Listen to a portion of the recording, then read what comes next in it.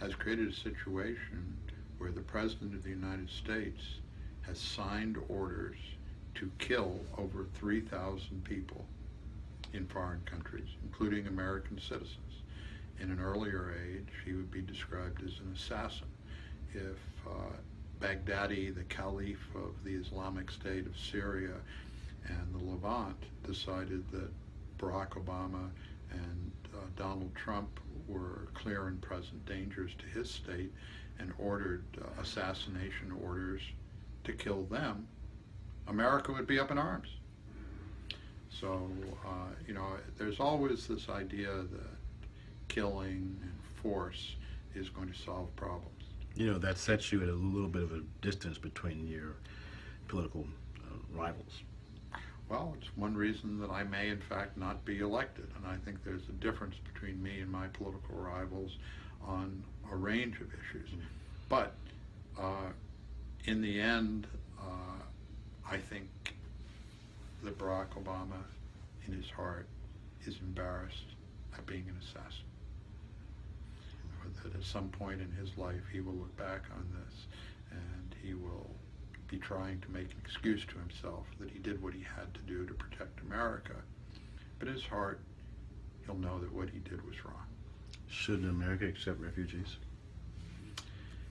Another tough question, but America has always accepted refugees and has, more importantly, always accepted immigrants. No country in the world accepts as legally through the legal immigration system more people from other countries than the United States in the year 2015. So we have a very strong record of enriching and increasing our country by bringing refugees and immigrants from all over the world. Now, we have a crisis with refugees in America and the world today because there are so many places where people live in poverty and live under threat. Now, we have international conventions which cover that, so a person should have the legal right across the world to flee his country in fear for his life, and in the first country he finds himself to apply for refugee status and to be accommodated. We're facing something different now because what happens is that you get refugees from Syria who flee to Turkey. Now, they get to Turkey and they say, Turkey is okay, it's better than where I was before. I'm living in a refugee camp here. But, it would be better to live in Germany. It would be better to live in the United States of America. So I'm going to go on from Turkey and I'm going to go to Greece. I don't really like Greece either, so I'm going to go on from Greece to Macedonia. And Macedonia is not that much better than Turkey, so I'm going to go from Macedonia to Hungary. And the Hungarians don't really like immigrants, so I don't want to stay in Hungary, so I'm going to go to Austria. Austria is nice, it's not quite as good as Germany, so I'm going to go to Germany. Those people, to my mind, are not true refugees. They are people seeking a better economic life. And in America, we have a process for that, where if you want to come to America, you apply for a work permit, for a visa, for legal status, and we admit more people than any country in the world.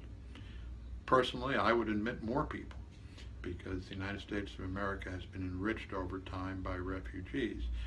There have to be some limits as to how many people come in, by how much we can accommodate acculturating people and making them part of America. But if anything, I would be with Donald Trump. I want to have more legal immigration into the United States. Now, right now, there's an issue as to whether we should admit Syrian refugees. Now, Barack Obama is saying, yes, we should, and he has a process of vetting refugees. 10,000. And he's got, and out of the 10 million refugees in Syria, he has decided that the appropriate number to be admitted to the United States is 6,500. And those 6,500 can't come here until they have been vetted over a 2-year period. Now, anybody who says that that is a real solution to the refugee crisis or a real effort by America to reach out to the people of Syria is a fool. It's all just politics being pushed by Barack Obama so that he can appear to be magnanimous. If you're really concerned about Syrian refugees, you have to make places for them where they can live in their own country and in Turkey and in Jordan, because that's the only way you can deal with the massive number of refugees. And Donald Trump is 100% right. I mean, we don't know who's coming into this country now. Even with the vetting process? Even with the vetting process. The head of the FBI, when asked in front of Congress, says, you know, I can try, but I really can't guarantee that if you admit 2,500 Syrians after a 2-year vetting process, that some of them will not be terrorists. And, you know, and we look at the case in California of this woman who, if you look at the history of her visa, where she comes from a jihadist family. She's marrying a jihadist from the United States, who she's never met before they go to Saudi Arabia, and she has no trouble getting a spouse visa, a fiance visa, I think they call it, because they didn't have a recognized marriage. We have no controls at all over citizens of Europe who come into this country. They enter the country visa-free. We don't even know how many people are in this country. So clearly the immigration system, the visa system is broken, needs to be completely reformed, and until we have a handle around that and we have a consensus among the political forces in this country as to how that's going to be done, we need to be very careful to make sure that we are not admitting people who are going to be a danger to this country. And I don't agree with the policy of Donald Trump to ban Muslims from entering the United States, but should we be much more careful about who we admit, particularly from areas where there's large amounts of conflict? Yes, we should. Yeah, there's been I've had a lot of Christian debates with Christians and Muslims, and particularly Christians who look at the Quran as kind of an uncompromising document, so that's going to be challenging.